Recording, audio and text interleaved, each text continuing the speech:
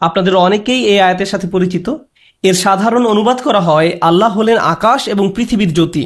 পরবর্তী কয়েক মিনিটে আমি এই আয়াতগুলো নিয়ে আপনাদের সাথে কথা বলতে চাই। আমি ব্যক্তিগত অভিজ্ঞতার আলোকে বলতে পারি, আল্লাহর কিতাবকে গভীরতার বিভিন্ন ধাপে অধ্যয়ন করা যায়, আর এই আল্লাহর কিতাবের গভীরতার কোনো শেষ নেই। গত 1 দশকের বেশি সময় ধরে এই কিতাব নিয়ে অধ্যয়ন করার পর আমি একটি সিদ্ধান্তে উপনীত হয়েছি যে এমনকি একটি আয়াত নিয়ে আপনি কেবল আপনার সামর্থ্য অনুযায়ী জ্ঞান লাভ করতে পারেন। তারপর যখন এই আয়াত নিয়ে এমন কারো ব্যাখ্যার সন্ধান আপনি পান যার এর উপর আরও গভীর এবং ব্যাপক চিন্তাভাবনা রয়েছে, আপনি উপলব্ধি করেন আপনি আসলে এই আয়াত সম্পর্কে কিছুই জানেন না, যেভাবে সেই স্কলার জানতেন। তাহলে এই কিতাবের গভীরতার আসলে কোনো শেষ নেই। একদিকে একথা যেমন সত্য, ঠিক তার বিপরীতে মুসলমানদের বেলায় আরেকটা ব্যাপার খুবই দুঃখজনক। আমি অনুভব করি আজকের মুসলমানদের অনেক করুণ ব্যাপারের মাঝে একটি হলো আল্লাহর কিতাবের সাথে দূরত্ব। কেউ কেউ হয়তো কোরআনের একটি অনুবাদ পরেই সিদ্ধান্তে উপনীত হয়ে যান যে কোরআনের সব কিছু বুঝে গেছেন। আমি মনে করি এটা একটা ট্র্যাজেডি। আমরা একটা অনুবাদ পরেই মনে করি আল্লাহ যা বলতে চেয়েছেন তা বুঝে গেছি, কিন্তু আল্লাহ যা বলতে চেয়েছেন তা অনেক গভীর, অনেক বেশি তাৎপর্যপূর্ণ এবং অনেক অনেক সুন্দর, যা মানবীয় কোনো বুদ্ধি এবং প্রচেষ্টা দিয়ে পুরোপুরি ব্যাখ্যা করা অসম্ভব। আর অনুবাদ করে বোঝানোর কথা না হয় বাদই দিলাম, এটা সম্ভাবনারও অতীত। তো একদিকে আপনি এমন অনেক মুসলমানদের পাবেন যারা কোরআনের দাম, শক্তি এবং সৌন্দর্যকে অবমূল্যায়ন করছে। অন্যদিকে আপনি এমন অনেককেই পাবেন যারা আল্লাহর কিতাবকে গভীরভাবে অধ্যয়ন করেন এবং এর সৌন্দর্য এবং শক্তিমাত্রা উপলব্ধি করার চেষ্টা করেছেন। তারা যখন মানুষের নিকট উপস্থাপনা করেন বা শিক্ষা দেওয়ার চেষ্টা করেন, তখন এমন কঠিন, দুর্বোধ্য এবং অনাকর্ষণীয়ভাবে উপস্থাপন করেন যা সাধারণ মানুষের পক্ষে উপলব্ধি করা কষ্টকর হয়ে পড়ে। মানুষ কিছুতেই বুঝতে পারে না তিনি কি নিয়ে কথা বলছেন। তিনি প্রায় 80 জন তাফসীরকারকের উদ্ধৃতি দিলেন এবং ব্যাকরণগত খুঁটিনাটি বললেন, কিন্তু আমি তার কিছুই বুঝলাম না। তারপর মানুষ এ ধরনের আলোচনা থেকে ফিরে এসে বলে, ভাই আলোচনাটা খুবই গভীর ছিল। আপনি জিজ্ঞেস করেন তিনি কি নিয়ে কথা বলেছিলেন, আমি জানি না, কিন্তু এটা খুবই গভীর একটা আলোচনা ছিল, খুবই গভীর। এজন্য আমি নিজেও কিংকর্তব্য বিমূঢ় হয়ে পড়ি। একদিকে এই আয়াতগুলো গভীর এবং সৌন্দর্যপূর্ণ, আমি সামান্য যা কিছু অধ্যয়ন করতে পেরেছি তাতেও মাঝে মাঝে কোরআনের সৌন্দর্য দেখে এত অভিভূত হয়ে পড়ি যে আমি পড়া বাদ দিয়ে উঠে পড়ি এবং কিছুটা বিরতি নেই। অল্লাহি মাঝে মাঝে আমি কোরআনের কিছু আয়াত ভালোভাবে অধ্যয়নের সিদ্ধান্ত নেই, তারপর এই আয়াতগুলো নিয়ে কয়েক সপ্তাহ বা কয়েক মাস অধ্যয়ন করি। সে সময় আমি হয়তো কোনো তাফসীর পড়ছি, খাতায় নোট করছি, অথবা সংশ্লিষ্ট আয়াতগুলো নিয়ে কোনো স্কলারের আলোচনা শুনছি, প্রয়োজনীয় কিছু খাতায় লিখে রাখছি। তখন আমার ব্রেইন আল্লাহর আয়াতের গভীরতায় এত বেশি অভিভূত হয়ে পড়ে যে আমাকে সব কিছু বন্ধ করে উঠে পড়তে হয়। আমি আমার বাচ্চাদের সাথে খেলা করি, ভিডিও গেম খেলি বা কিছু একটা করি যেন ব্রেইনটা কিছুটা বিশ্রাম নিতে পারে, কারণ এর গভীরতা আমাকে পুরোপুরি অভিভূত করে দেয়। এখন আজকের আলোচনায় এই আয়াতের কোন বিষয়টা শেয়ার করব আর কোন বিষয়টা শেয়ার করা থেকে বিরত থাকব তা নিয়ে আমি নিজেও কিছুটা দ্বিধান্বিত। কারণ স্পষ্টতই শ্রোতাদের মাঝে শিশুরা আছে, কিশোররা রয়েছে, বড়দের মাঝেও এমন অনেকে রয়েছেন যাদের আরবি ভাষার উপরে কোনো পূর্ব ধারণা নেই। তারা এমনকি তাফসীর বলতে কি বোঝায় তাও জানেন না। এটা তাদের দোষ নয়, কিন্তু তবুও তারাও কোরআন থেকে কিছু একটা শুনতে চান। তারা শুনতে চান যে কোন ব্যাপারগুলো কোরআনকে সৌন্দর্যমণ্ডিত করেছে। সুতরাং আমি চেষ্টা করব। আমি কোনো কথা দিতে পারছি না, একদম কোনো গ্যারান্টিও দিতে পারছি না। হয়তো আমি একেবারে ব্যর্থ হতে পারি, তবু চেষ্টা করব। মানুষ আমাকে মাঝে মাঝে বলে আমি আপনার বক্তৃতার অপেক্ষায় আছি। আমি বলি আপনি ভুল জিনিসের অপেক্ষায় আছেন। যাই হোক, অন্তত পক্ষে চেষ্টা করে দেখি কোরআনের এই অসাধারণ সুন্দর আয়াতগুলো থেকে আমি যা বুঝতে পেরেছি তার কিছুটা আপনাদের সাথে শেয়ার করতে। আশা করি আপনারাও সেই সৌন্দর্যটা উপভোগ করতে পারবেন। প্রথমে বলেছি আজকের আলোচনার জন্য কেন আমি এই আয়াতগুলোকেই বাছাই করলাম। সারা দুনিয়া জুড়ে অসংখ্য মুসলিম যুবক আজকে বিশ্বাসের সংকটে ভুগছেন। তাদের সাথে আমার কথোপকথন থেকে অনুপ্রাণিত হয়ে আজকের আলোচনাটি বাছাই করেছি। তারা বিশ্বাসের সংকটে ভুগছেন। কেউ কেউ এসে এভাবে বলেন, উস্তাদ নোমান আমি কিছুটা সন্দেহে আছি, উস্তাদ নোমান আমি পুরোপুরি নিশ্চিত নই, উস্তাদ নোমান কেন আল্লাহ কোরআনে এত বেশি সংখ্যকবার জাহান্নামের আগুনের কথা বলেছেন, উস্তাদ কেন তিনি কোরআনের অমুক অমুক বিষয়টি বলেছেন, আমি এটা নিয়ে অস্বস্তিতে আছি, আল্লাহ কেন এমন করবেন, কেন এমনটা ঘটেছে। তাদের এমন বহু গভীর দার্শনিক প্রশ্ন রয়েছে, আর এগুলো জিজ্ঞেস করছে 14 বছরের কিশোররা। অদ্ভুত ব্যাপার। আরে তুমি তো এখনো দর্শনশাস্ত্র পড়োনি, কোত্থেকে এগুলো তোমার মাথায় এলো? ইউটিউবকে ধন্যবাদ। তো আমাদের শিশু কিশোররা অল্প বয়স থেকেই এরকম দার্শনিক প্রশ্নগুলোর মুখোমুখি হয়ে পড়ছে। আর বর্তমান পৃথিবীর অন্যান্য সমস্যাগুলো তো আমাদের জীবনে রয়েছেই। পারিবারিক ব্যাপারগুলো ধরা যাক। যেখানে পিতামাতা জানেন না কিভাবে সন্তানকে বড় করে তুলতে হবে, আমরা জানি না কিভাবে আমাদের বাচ্চাদের সাথে একটা কার্যকর কথোপকথন চালিয়ে নিতে হবে, আমরা এসব করি না। আমরা এই বিষয়টা ধারণাও করতে চাই না যে আমাদের বাচ্চারা কিশোর বয়স থেকেই গুরুতর বিশ্বাসের সংকটে ভুগছে। আমরা মনে করি বড় হয়ে উঠলে তারা এমনি ভালো মুসলমান হয়ে যাবে, কিন্তু তারপর এক সময় তারা যখন ইসলাম নিয়ে কঠিন কঠিন প্রশ্ন করা শুরু করে, আমরা পিতামাতারা আতঙ্কিত হয়ে পড়ি। ও, আমার সন্তানের উপর শয়তানের আসর পড়েছে, তাকে ইমামের কাছে নিয়ে যেতে হবে, ইমাম দোয়া পরে ফু দিয়ে দিলে সব ঠিক হয়ে যাবে।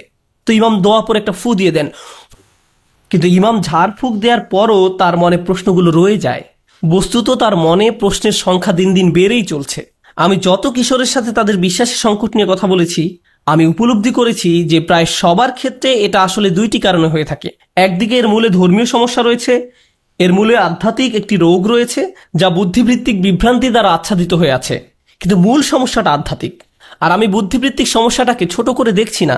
আমি মনে করি উভয় সমস্যাকে আমাদের মোকাবেলা করতে হবে, কিন্তু আমাদেরকে প্রথমে সমস্যার কারণ খুঁজে পেতে হবে, তারপর ঔষধ দিতে হবে। তো আমাদের সন্তানরা যখন এ ধরনের সংকটের মুখোমুখি হয় আর আমরা তাদেরকে কোনো হুজুরের কাছে ঝাড়ফুঁক দেওয়ার জন্য নিয়ে যাই, এর মাধ্যমে আমরা আসলে আধ্যাত্মিক সমস্যাটি মোকাবেলার একটা চেষ্টা করছি। কিন্তু এখানে যে একটি বুদ্ধিবৃত্তিক সমস্যা রয়েছে বা থাকতে পারে, আমরা সে বিষয়টি পুরোপুরি অবজ্ঞা করছি। হয়তো এখানে কোনো মানসিক সমস্যাও থাকতে পারে। আমি মনে করি কোরআনের এই আয়াতগুলো এই সমস্যাগুলোকে মোকাবেলা করেছে। এই আয়াতগুলো খুবই গুরুত্বপূর্ণ। আমি মনে করি আমাদের প্রত্যেকের এই আয়াতগুলো ভালোভাবে উপলব্ধি করা উচিত। জানেন, যখন আমি কলেজ ছাত্র ছিলাম, এই আয়াতগুলো আমাকে শিখিয়েছে যে আমি কে, কি আমার পরিচয়। আমি সাইকোলজির ছাত্র ছিলাম, তো সাইকোলজিতে একটা বিষয় আছে যাতে কোনো ঐক্যমত পাওয়া যায় না। সেটা কি জানেন? পার্সোনালিটি, ব্যক্তিত্বের সংজ্ঞা। পার্সোনালিটি কাকে বলে? আপনি সাইকোলজিতে পিএইচডি করেছেন, পুরো গবেষণার বিষয় ছিল হিউম্যান পার্সোনালিটি নিয়ে, কিন্তু আমরা একটা বিষয় এখনো বুঝতে পারিনি যে পার্সোনালিটি আসলে কাকে বলে। সুবহানাল্লাহ, আল্লাহ কোরআনে বলছেন, ইয়াসআলুনাকা আনির রূহ কুলির রূহু মিন আমরি রব্বি ওমা উতিতুম মিন ইলমি ইল্লা কলিলা। তারা আপনাকে রূহ সম্পর্কে জিজ্ঞেস করে, আপনি বলে দিন যে রূহ আল্লাহর আদেশ মাত্র, আর এই সম্পর্কে তোমাদেরকে খুবই অল্প জ্ঞান দেয়া হয়েছে। আমরা আমাদের সম্পর্কে খুব সামান্যই জানি, বিশাল বরফের স্তূপ থেকে সামান্যতম বরফখণ্ডের মতো। আল্লাহ আমাদের সম্পর্কে এমন কিছু বলেছেন যা দর্শনে পাবেন না সাইকোলজিতেও। এটি কেবলই আল্লাহর কাছ থেকে আসে। আমি যখন এই আয়াতের আলোকে নিজেকে দেখতে শুরু করলাম, নিজের সম্পর্কে আমি এমন কিছু আবিষ্কার করলাম যা একা একা আবিষ্কার করা সম্ভব হতো না। আমি সত্যিই নিজেকে ভিন্নভাবে দেখতে শুরু করলাম, এবং সেখানকার কিছু অংশ আপনাদের সাথে আজকে শেয়ার করব ইনশাআল্লাহ। যদিও আমার হাতে সময় খুব বেশি নেই। আল্লাহ এভাবে শুরু করেছেন, তিনি নিজেকে আসমান এবং জমিনের আলো হিসেবে আখ্যায়িত করেছেন। অনেক আলেমই বলেছেন এটি আসলে এক প্রকার আলংকারিক রূপকের ব্যবহার, অর্থাৎ আসমান এবং জমিনের আলো নিয়ে আপনি যেভাবে চিন্তা করেন, আল্লাহ সুবহানাহু ওয়া তাআলা সম্পর্কেও সেভাবে ভাবতে পারেন। এই রূপকের অর্থ কি? প্রথমত, এই রূপকটি এতটাই শক্তিশালী যে এখানে কোনো ইনভার্টেড কমা নেই, একে রূপক বলার মতো উপায়ও নেই।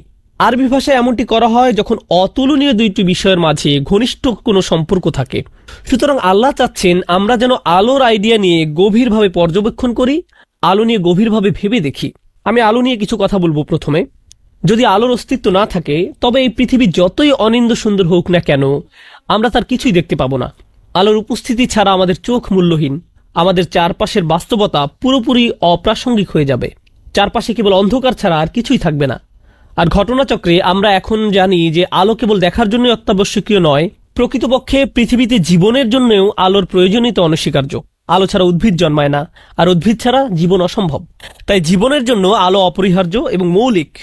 আশ্চর্যজনকভাবে ভৌগোলিক দৃষ্টিকোণ থেকে বলতে গেলে পৃথিবীর যে অঞ্চলগুলোতে সূর্যের আলো কিছুটা কম থাকে, যে অঞ্চলগুলো বছরের অধিকাংশ সময় তমসাচ্ছন্ন এবং মেঘলা থাকে, সেসব অঞ্চলের মানুষ সবচেয়ে বেশি ডিপ্রেশনে ভোগে। সেখানকার মানুষজন জীবনের কোনো মজা খুঁজে পায় না, তারা মনমরা হয়ে পড়ে থাকে। ওয়াশিংটনের সিয়াটল শহরের কথাই ধরা যাক। খুবই সুন্দর একটা শহর, উন্নত এলাকা, আড়ম্বরপূর্ণ শহর, যার রয়েছে অনিন্দ্য সুন্দর পর্বতমালা। কিন্তু অস্বাভাবিক বিষয় হলো এখানে আমেরিকার সর্বাপেক্ষা বেশি আত্মহত্যা সংঘটিত হয়। অনেক সাইকোলজিস্ট এর জন্য অধিক বৃষ্টিপাতযুক্ত অন্ধকারাচ্ছন্ন আবহাওয়াকে দোষারোপ করেছেন। এখানে সূর্যের দেখা মেলা ভার হয়তো বছরে কয়েক সপ্তাহ মাত্র। সুবহানাল্লাহ, আল্লাহ আলোর কি সুন্দর রূপকের বর্ণনায় না দিয়েছেন। আলো নিয়ে চলুন আরেকটু চিন্তা করি। প্রসঙ্গত, আরবিতে চোখের জন্য একটা শব্দ হলো নূর। দৃষ্টিকেও বলা হয় নূর। আমাদের চারপাশের বাস্তবতা অবলোকন করার জন্য দুইটা জিনিসের প্রয়োজন, আপনার চোখের আলো বা নূরুল আইন এবং বাহিরের জগতের আলো।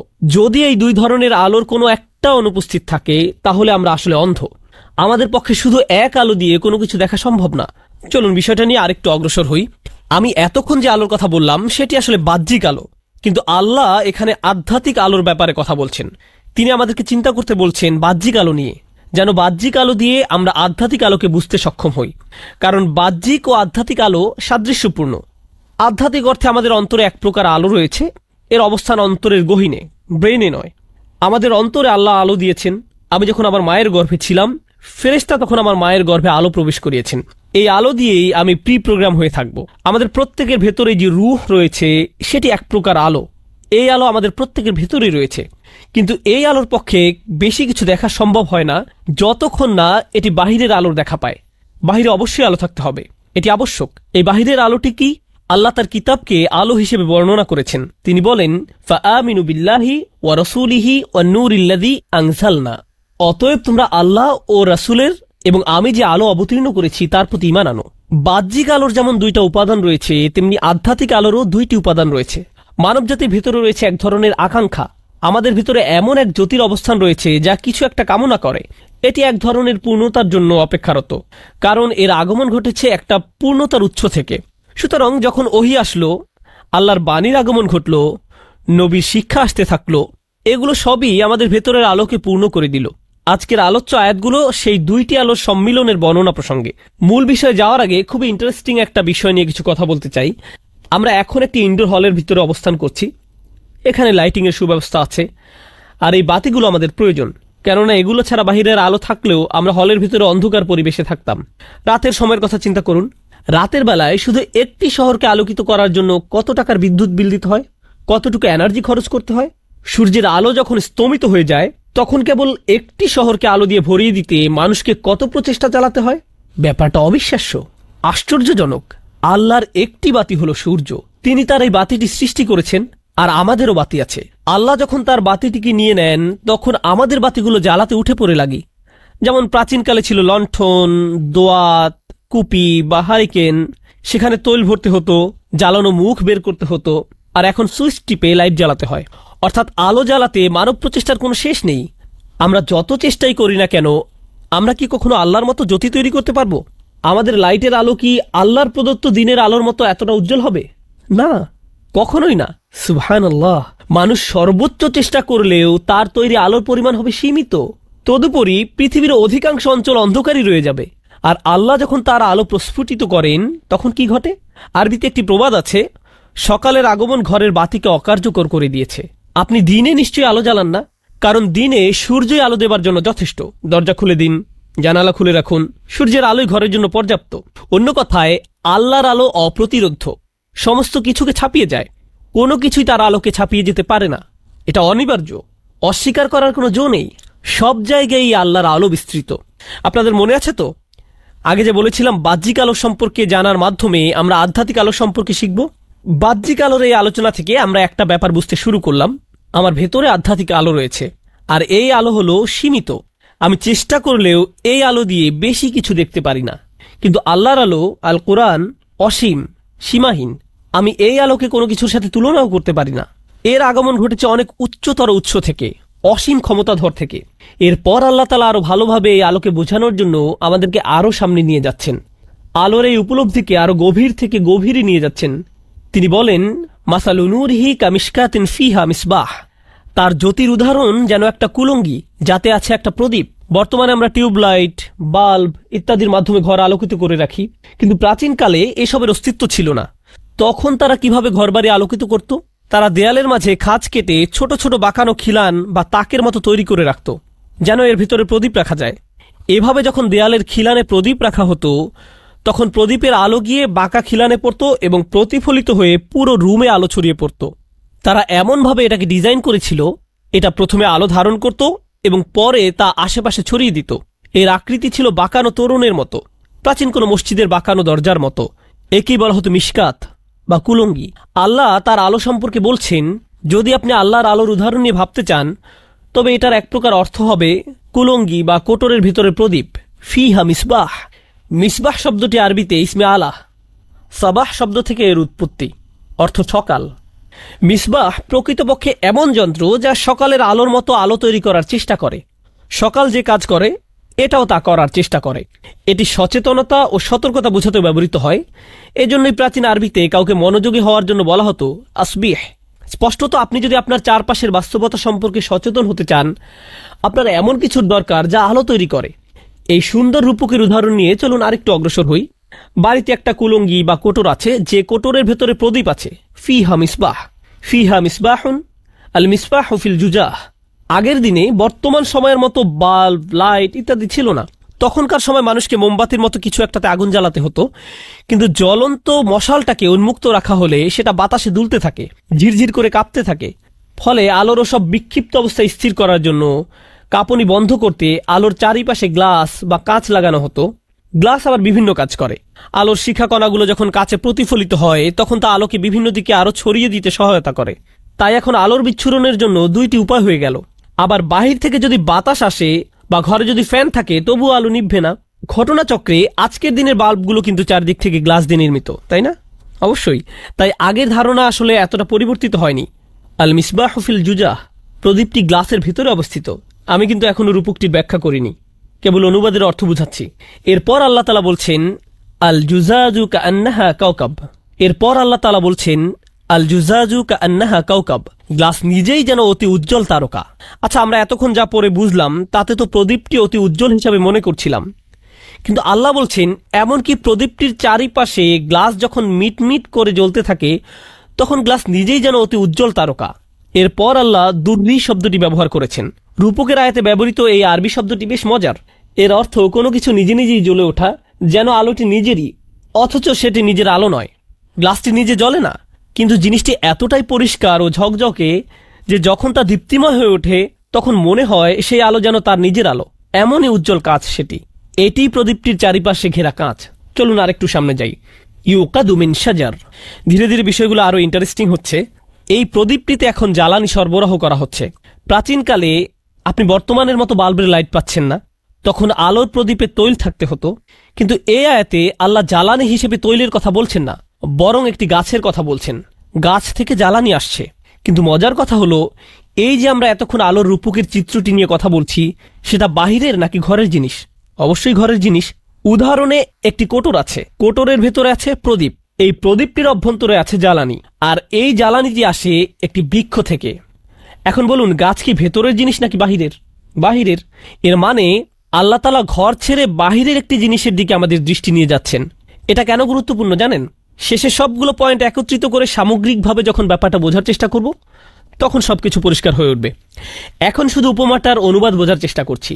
প্রদীপটি তার জ্বালানি সংগ্রহ করে বাহিরের কোনো উৎস থেকে, আর সেই উৎসটি হলো বাহিরের কোনো বৃক্ষ। তো সেই গাছের প্রথম বৈশিষ্ট্য হলো মিন শাজারাতিন মুবারাকাতিন।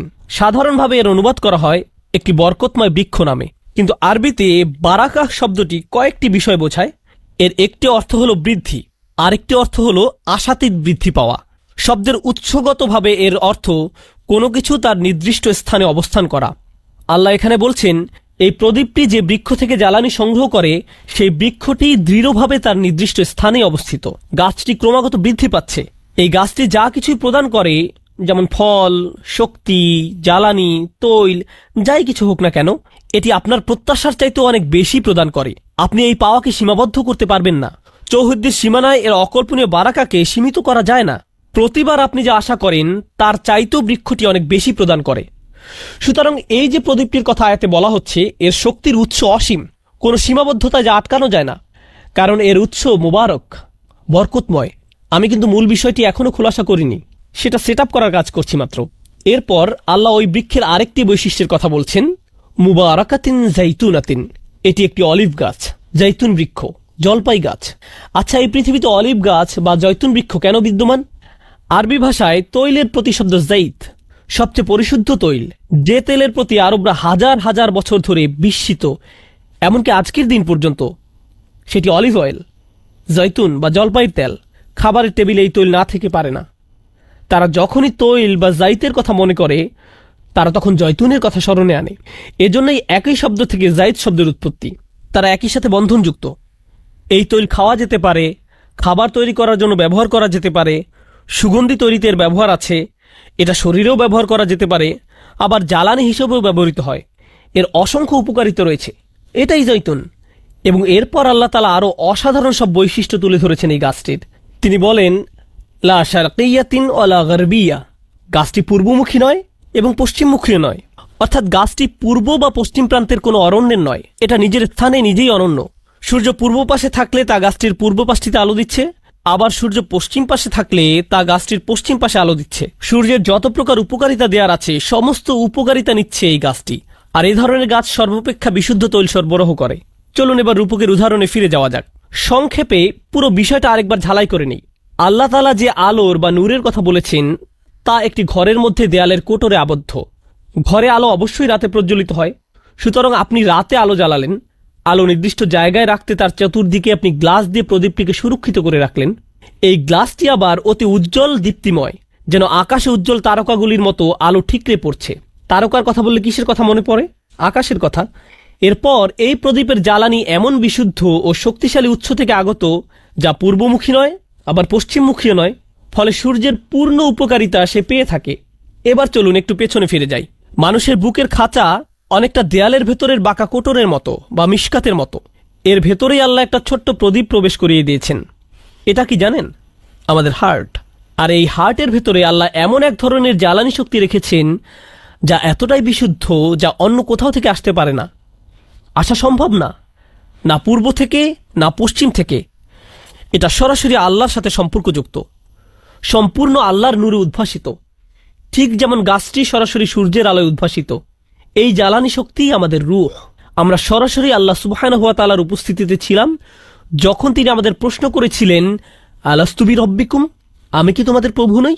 আমরা উত্তর দিয়েছিলাম, ক্বালু বালা শাহিদনা, হ্যাঁ আমরা সাক্ষ্য দিচ্ছি যে আপনি আমাদের প্রভু। আল্লাহ ওই নূরের বিশুদ্ধ জ্বালানি শক্তি নিয়ে আপনাকে আমাকে বানিয়েছেন।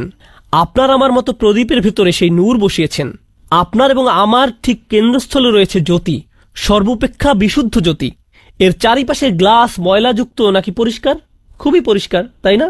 মানুষ যখন পাপ কাজ করে তখন তার হৃদয় কেমন হয়ে যায়? তখন গ্লাসটি ময়লাযুক্ত হতে থাকে, আরো বেশি ময়লাযুক্ত হতেই থাকে, এমনকি শেষ পর্যন্ত অন্ধকারাচ্ছন্ন মিশমিশে কালো হয়ে যায়। আল্লাহ আপনাকে প্রথম অবস্থায় ময়লাযুক্ত অন্তর দেননি। যেমন অন্য ধর্মের লোকেরা বলে আমরা নাকি আদি পাপ নিয়ে জন্মগ্রহণ করেছিলাম। আমরা আসলে পরিচ্ছন্ন হৃদয় নিয়ে জন্মগ্রহণ করেছিলাম। আমাদের হৃদয় একদম পরিষ্কার, স্বচ্ছ। আমাদের হৃদয় মাঝে মধ্যে ময়লাযুক্ত অপরিষ্কার হয়ে যায় আমাদের পাপের কারণে। আচ্ছা, প্রদীপ যখন দীর্ঘদিন যাবৎ যত্নহীন অবস্থায় পড়ে থাকে, পরিষ্কার করা না হয়, তবে কি এটা অপরিষ্কার হয়ে যায় না? অবশ্যই এটা অপরিষ্কার হয়ে যায়। প্রদীপ নিজেই নিজেকে পরিচ্ছন্ন রাখতে পারে না, এটা স্বয়ংক্রিয় জিনিস নয়। আপনাকে এটা পরিষ্কার করতে হবে। মূল জিনিসটি অনেক সুন্দর, কিন্তু পরিষ্কার না রাখলে আপনি জানতে পারবেন না সৌন্দর্য কতখানি, জানা সম্ভব না। সুতরাং আমাদের ভেতরে আছে নূর, আছে জ্বালানি শক্তি, কিন্তু এখনো এই নূরকে সম্পূর্ণরূপে প্রজ্বলিত করা হয়নি।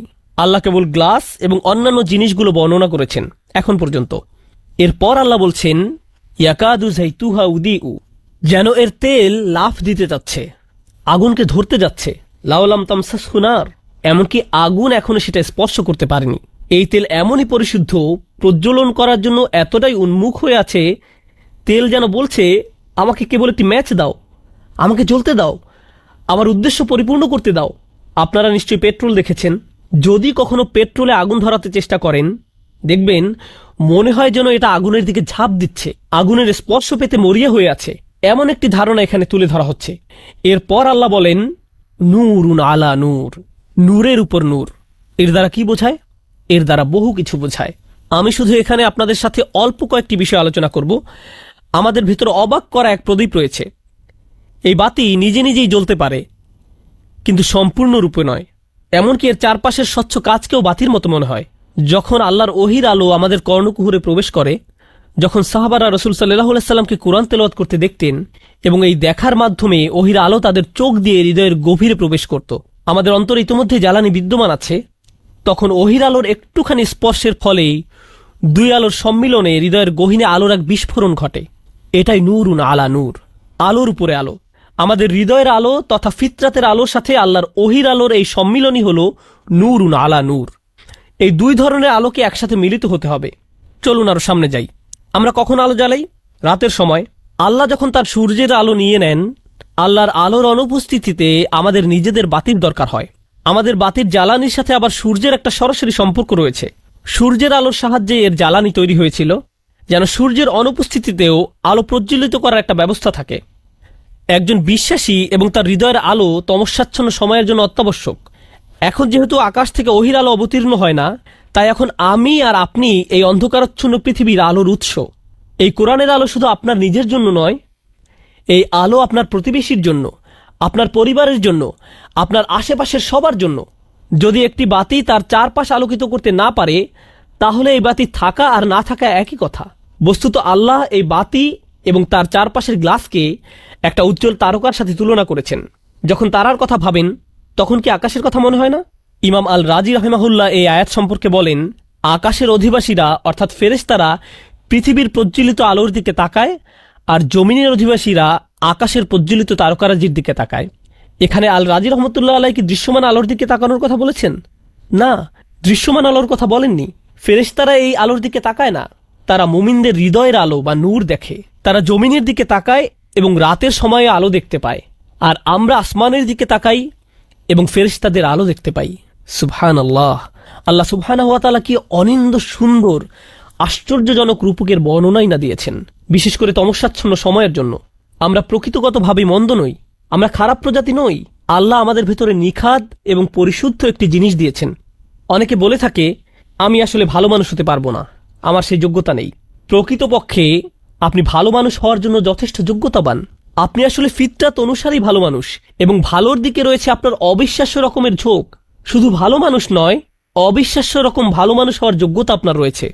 এই অধ্যায়টি পড়ে আমি ভাবতে থাকলাম, ওয়াও, আমি কি ভিতর থেকে প্রজ্বলিত হই? এই জ্বালানি শক্তি আমি কিভাবে ধরে রাখবো? কারণ জ্বালানি আসলে ভেতর থেকে আসে না, তাই না? জ্বালানি আসতে হয় বাহির থেকে। কারণ আমাদের হৃদয়কে খাবার দিতে হয়, হৃদয়কে পরিষ্কার পরিচ্ছন্ন রাখতে হয়। আর এজন্যই আল্লাহ আমাদেরকে ওহী দিয়েছেন। আল্লাহ আমাদেরকে এই কিতাব দিয়েছেন যেন আমরা সর্বদা এটা পড়ি, মুখস্থ করি এবং এর আয়াতগুলো নিয়ে চিন্তা ভাবনা করি। আর প্রতিবার যখন এগুলো করতে থাকি, তখন আমাদের নূর আরো শক্তিশালী থেকে অধিক শক্তিশালী হতে থাকে। অন্তরের শক্তি দৃঢ় থেকে দৃঢ় হতে থাকে। কোরআনের নূর এটাই করে। এরপর আল্লাহ বলেন, ইয়াহদিল্লাহু লিনূরিহি মাইয়াশা। আল্লাহ যাকে ইচ্ছা হিদায়াত করেন তার নূরের দিকে। আল্লাহ যাকে ইচ্ছা তার নূরের দিকে নিয়ে আসেন। এর মানে আমরা যারা এখন এই বই পড়ছি, তিনি তার কিতাবের দিকে, ওহির দিকে আমাদের হেদায়েত প্রদর্শন করছেন। তার রাসূলের সুন্নাহর দিকে পথ দেখিয়েছেন।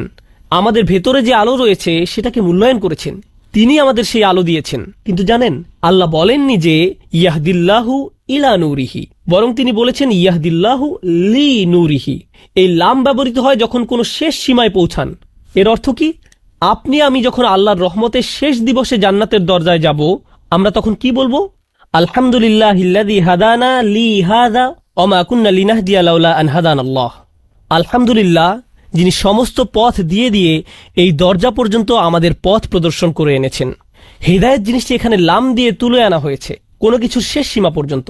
তার মানে আল্লাহ বলছেন, তুমি যদি এটা ধরে রাখতে পারো, তবে আমি তোমাকে আমার নূর পর্যন্ত হিদায়াত দেব এবং আমার সাথে সাক্ষাৎ করাবো। একদিন তুমি আমার নূরও দেখতে পাবে, তুমিও একদিন আল্লাহর সান্নিধ্যে থাকবে। ইয়াহদিল্লাহু লিনূরিহি মাইয়াশা। আল্লাহ যাকে ইচ্ছা হিদায়াত করেন তার নূরের দিকে। এরপর আল্লাহ বলেন, ইউদরিবুল্লাহুল আমসালু লিন্নাস ওয়াল্লাহু বিকুল্লি শাইইন আলিম। আল্লাহ মানুষের জন্য এই উপমাগুলো দিয়ে থাকেন, আর তিনি সবকিছুই জানেন। এভাবেই আল্লাহ আলোর উদাহরণ দিয়ে বুঝিয়ে দিলেন নূর কি, তা কেমন, তার বৈশিষ্ট্য কি কি ইত্যাদি। তিনি সবকিছুই জানেন। এইটুকুই কেবল আপনার আমার বুঝের জন্য।